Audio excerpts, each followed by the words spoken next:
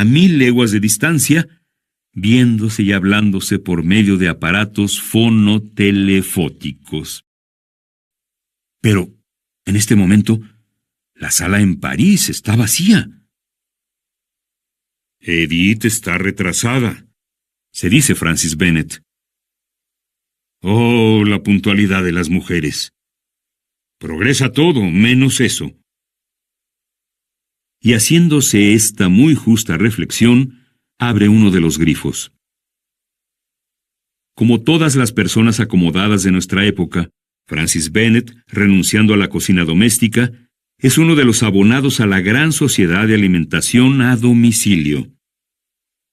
Esta sociedad distribuye mediante una red de tubos neumáticos manjares de toda clase. Este sistema es costoso, sin duda, pero la cocina es mejor y tiene la ventaja de suprimir la exasperante raza de los cocineros de ambos sexos. Así que Francis Bennet almorzó solo, no sin pesar, y estaba terminando su café, cuando Mrs. Bennet, que volvía a su residencia, apareció en el cristal del telefoto. ¿Y de dónde vienes, mi querida Edith?, preguntó Francis Bennet. Vaya, respondió Mrs. Bennet, ¿ya has terminado? ¿He llegado tarde? ¿Que de dónde vengo? De mi sombrerero. Este año hay unos sombreros fascinantes. Es más, ya no son sombreros siquiera. Son domos, son cúpulas. Estaré un poco olvidadiza. Un poco, querida. Puedes ver que ya he terminado mi almuerzo. Bueno, ve, querido mío, ve a tus ocupaciones, respondió Mrs. Bennet. Aún tengo que hacerle una visita a mi modista modelador. Este modista era nada menos que el célebre Wormspire, aquel que tan acertadamente proclamó el principio: la mujer no es más que una cuestión de formas. Francis Bennet besó la mejilla de Mrs. Bennet sobre el cristal del telefoto y se dirigió a la ventana, donde esperaba su aerocoche. ¿A dónde va, señor?, preguntó el aerocochero. Veamos. Tengo tiempo, respondió Francis Bennet. Condúzcame a mis fábricas de acumuladores del Niágara. El aerocoche, admirable máquina, basada en el principio de lo más pesado que el aire, se lanzó a través del espacio con una velocidad de 600 kilómetros por hora. Bajo sus pies, desfilaban las ciudades y sus aceras móviles que transportaban a los peatones a lo largo de las calles, los campos recubiertos de una inmensa telaraña, la red de hilos eléctricos. En media hora, Francis Bennet había llegado a su fábrica del Niágara, en la cual, después de haber utilizado la fuerza de las cataratas para producir energía, la vende o la alquila a los consumidores. Luego de finalizar su visita, volvió por Filadelfia, Boston y Nueva York a Universal City, donde su aerocoche lo dejó a las 5 de la tarde. Había una muchedumbre en la sala de espera del Earth Herald. Acechaban el regreso de Francis Bennet para la audiencia diaria que concedía a los solicitantes. Eran inventores que mendigaban fondos, empresarios que proponían negocios, todos dignos de ser atendidos. Tras escuchar las diferentes propuestas, había que elegir, rechazar las malas, examinar las dudosas, aceptar las buenas. Francis Bennet despachó rápidamente a los que no aportaban más que ideas inútiles o impracticables. No pretendía uno de ellos hacer revivir la pintura, un arte tan pasado de moda que el Angelus de Millet se acababa de vender en 15 francos, y esto gracias al progreso de la fotografía en color, inventada a fines del siglo XIX por el japonés Harushizuwa Ryoichi Nichrome Sangujanbos Kiyobasuki-ku, nombre que se ha vuelto popular con tanta facilidad. No había encontrado otro, el bacilo primigenio que debía hacer al hombre inmortal tras ser introducido en el organismo humano bajo la forma de un caldo bacteriano? No acababa de descubrir un químico práctico, un nuevo cuerpo simple, el nihilio, cuyo kilogramo costaba $3 millones. ¿No afirmaba aquel, un osado médico, que si la gente moría aún, al menos moría curada? Y este otro, aún más audaz, ¿no pretendía poseer un remedio específico contra el catarro? Todos estos soñadores fueron despedidos prontamente. Algunos otros recibieron mejor acogida, y primeramente un joven cuya amplia frente anunciaba una profunda inteligencia. «Señor», dijo, «si antiguamente se calculaban en 75 los cuerpos simples, este número se ha reducido actualmente a 3, ¿sabe usted?» «Perfectamente», respondió Francis Bennett. «Bien, señor. Estoy a punto de reducir estos 3 a 1 solo. Si no me falta el dinero, en algunas semanas lo habré logrado». «¿Y entonces?» «Entonces, señor, lisa y llanamente, habré determinado lo absoluto». ¿Y la consecuencia de este descubrimiento? Será la creación sencilla de cualquier materia, piedra, madera, metal, fibrina. Entonces, ¿pretendería usted llegar a fabricar una criatura humana? Absolutamente. Solo le faltará el alma. «¿Cómo no?», respondió irónicamente Francis Bennett, que sin embargo incorporó al joven químico a la redacción científica del periódico.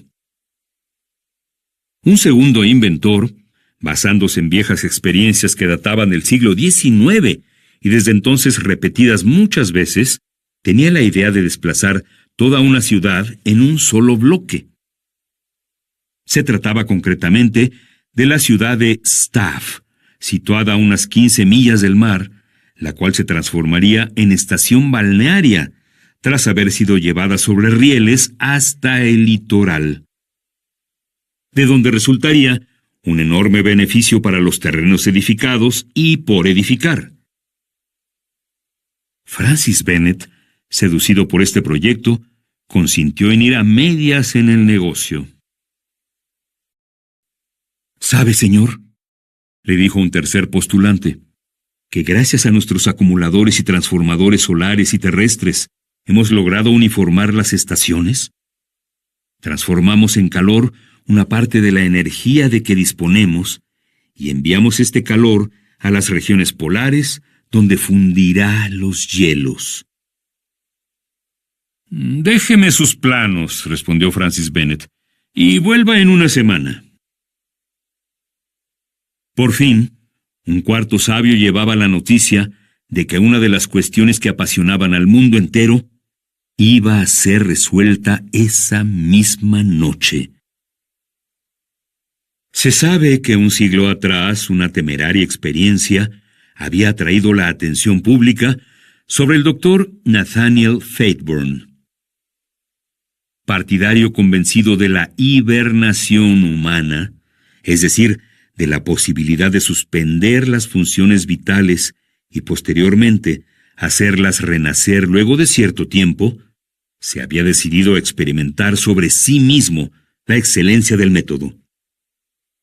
Después de haber indicado mediante testamento hológrafo las maniobras adecuadas para volverlo paulatinamente a la vida dentro de 100 años, fue sometido a un frío de 172 grados.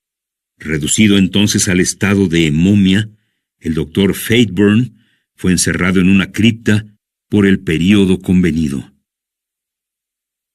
Ahora bien, era precisamente ese día, 25 de julio de 2890, cuando el plazo expiraba. Vinieron a proponerle a Francis Bennett que la resurrección esperada con tanta impaciencia se celebrase en una de las salas del Earth Herald. De este modo, el público podría estar al tanto de la situación segundo a segundo.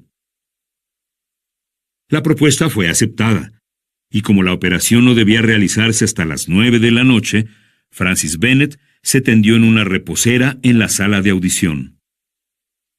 Luego, girando una perilla, se puso en comunicación con el Central Concert.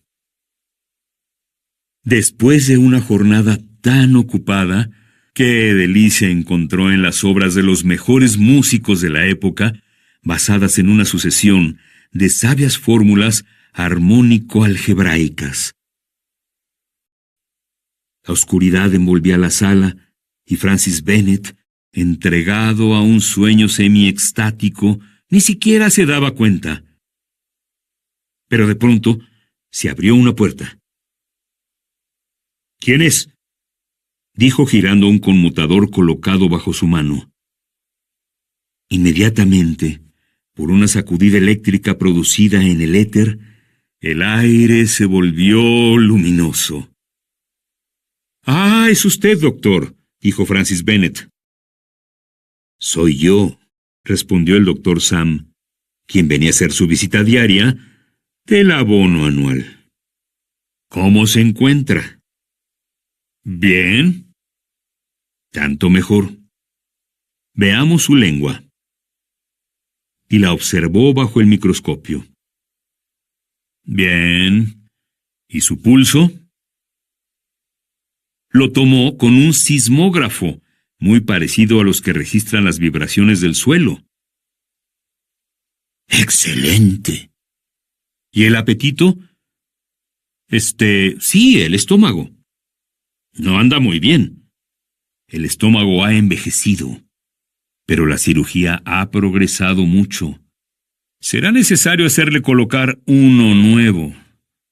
Usted sabe, tenemos estómagos de repuesto con garantía de 2 años. —Ya veremos —respondió Francis Bennett. Mientras esperamos, doctor, acompáñeme a cenar. Durante la comida, la comunicación fonotelefótica fue establecida con París. Esta vez, Edith Bennett estaba sentada a la mesa, y la cena, entremezclada con los chistes del Dr. Sam, fue fascinante. Luego, apenas terminaron. —¿Cuándo calculas regresar a Universal City, mi querida Edith? —preguntó Francis Bennett. —Voy a partir al instante. —¿Por el tubo o el aerotren? —Por el tubo. Entonces estarás aquí a las 11:59 de la noche. ¿Hora de París? No, hora de Universal City. Hasta pronto entonces, y sobre todo, no pierdas el tubo. Estos tubos submarinos por los cuales se venía de Europa en 295 minutos eran preferibles a los aerotrenes, que solo iban a 1000 kilómetros por hora. El doctor se retiró después de haber prometido regresar para asistir a la resurrección de su colega Nathaniel Fairburn, y Francis Bennett, queriendo determinar las cuentas del día, entró a su despacho. Enorme operación cuando se trata de una empresa cuyos gastos diarios alcanzan los $1,500. Afortunadamente, el progreso de la mecánica moderna facilita notablemente este tipo de trabajo. Con ayuda del piano calculador eléctrico, Francis Bennett acabó su tarea en 25 minutos. Ya era hora. Apenas hubo golpeado la última tecla en el aparato totalizador, su presencia fue reclamada en la sala de experimentación. De inmediato se dirigió a ella, y fue recibido por un numeroso cortejo de sabios, quienes se hallaban junto al Dr. Sam. Allí está el cuerpo de Nathaniel Fairburn, en su ataúd, que se halla colocado sobre caballetes en medio de la sala. Se activa el telefoto, y el mundo entero va a poder seguir las diversas fases de la operación. Se abre el féretro, Se saca a Nathaniel Fairburn. Todavía parece una momia, amarillo, duro, seco. Suena como la madera. Se lo somete al calor, a la electricidad. Ningún resultado. Se lo hipnotiza. Se lo sugestiona. Nada puede vencer este estado ultracataléptico. ¿Y bien, Dr. Sam?, pregunta Francis Bennett. El Dr. Sam se inclina sobre el cuerpo, lo examina con la mayor atención. Le introduce por medio de una inyección hipodérmica algunas gotas del famoso elixir Brown Sequard, que aún está de moda. La momia está más momificada que nunca. Bien, responde el Dr. Sam, creo que la hibernación se ha prolongado en demasía. ¿Y entonces? Entonces, Nathaniel Fairburn está muerto. ¿Muerto? Tan muerto como se lo puede estar. ¿Puede decir desde cuándo? ¿Desde cuándo?, respondió el Dr. Sam. Desde el momento en que ha tenido la nefasta idea de hacerse congelar por amor a la ciencia. Vamos, dijo Francis Bennett. He aquí un método que necesita ser perfeccionado. Perfeccionado es la palabra, respondió el Dr. Sam, mientras la Comisión Científica de Hibernación se llevaba su fúnebre paquete. Francis Bennett, seguido por el Dr. Sam, volvió a su habitación, y como parecía muy fatigado después de una jornada tan atareada, el médico le aconsejó tomar un baño antes de acostarse. Tiene razón, doctor. Así me repondré.